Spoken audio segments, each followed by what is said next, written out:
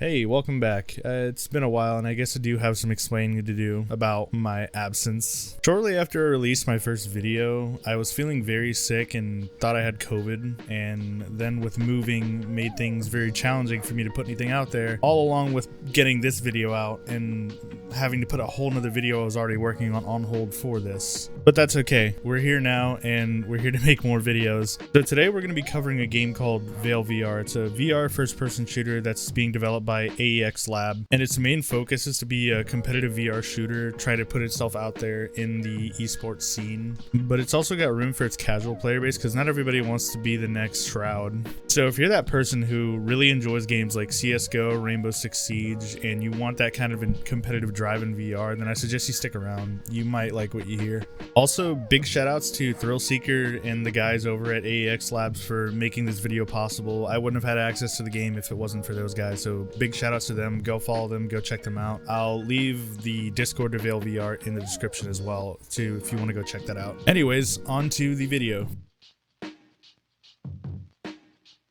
Alright, so let's backtrack to about a month and a half ago. I was given the opportunity to play Vail, and I got to play it for about maybe 2 to 3 hours, and I gotta say, for what it's worth, the game is definitely far ahead of where a lot of VR shooters are in terms of playability, mechanics, and overall stability of the game on its own. It's actually not even that tough to run. I have an RX 570 and a 3700X, and I was able to record everything no problem. Everything you see throughout the video is all recorded by me. As of right now, there's currently only one playable map, which is their test map, and a handful of guns, no throwables or knives. It is an alpha stage currently, so I don't really expect much out of the game, aside from at least being playable, and that's what it was. Playable experiments developed by a very small team. I want to say there's like maybe less than 20 people working on this game, and that honestly blows my mind considering the quality that this game provides to the user. And for how small the team is, they're a very passionate group of people that want to see this game to succeed. They want to see VR succeed. They are probably the most dedicated people in VR I've met in my life. So a big focus the developers had was gunplay and what gunplay consists of in a shooter, how realistic things are in terms of recoil, bullet velocity, penetration, things of that nature. And these guys don't just sit down and try to think of values. They actually go out and shoot real guns, take their data and everything they learn from there and try to implement what they learned, what they feel, and try to put it into the game as best they can. From what I can remember in terms of primary weapons, there was an UMP and an AK style weapon, obviously not being named exactly that, but that's what they look like, so that's what I'm going to call them. The default pistol was actually pretty straightforward. It resembles a lot like a Glock. It had a pretty good amount of modifications onto it. It's actually very nice looking, very easy to handle, but it doesn't really have a lot of penetration power, nor does it kill very quickly compared to the primary weapons in the game. As far as throwables and knives, neither one of them were available at the time when I was playing, and reason being was I don't know about throwables, but I do know knives were very controversial. If you've ever played Pavlov, you know that spamming with a knife can basically get you an easy kill if you're close enough, and this is something they want to try to steer away from, and trying to implement in a knife in the game is something they want to do, but trying to figure out the best way to balance that has been a bit of a struggle for them, so they're currently trying to figure that out and hopefully get that in the game as soon as possible. Also, to keep players consistent within the competitive scene, the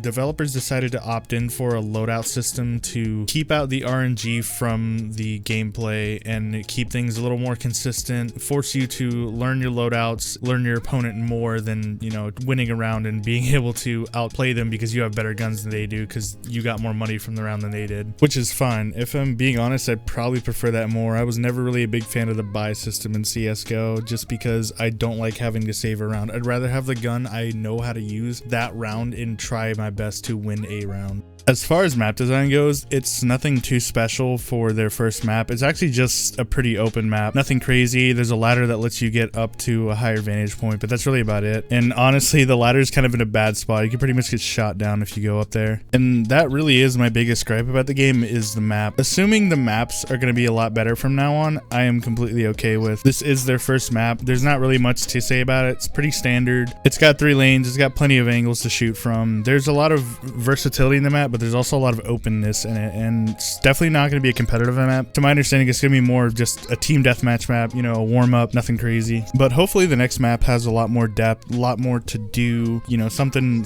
nice to look at. Aside from gunplay, map design is definitely a big thing when it comes to having a successful shooter, and I hope the devs realize that, and they'll push that in the right direction. The team that works on this game did play the game with us too, and they were a lot of fun to play with. They're very cheerful, they're very passionate about their own game, and they want to see it grow, and I definitely want to see it grow too. I definitely made a lot of jokes about what they could add to the game, and they're like, oh yeah, we can definitely add that. Are there grenades? Not yet. On the way. Oh. TM. Oh, soon. Your left hand. Is there free for all? Probably. I need my left hand to No, walk. but that's something we could. It's coming, it's coming. Yeah, we can do that. Nice trade. They say it's coming, but I bet they just think themselves right now, shit, now we gotta put it in. 100%. I mean, But whatever you guys want, it's coming.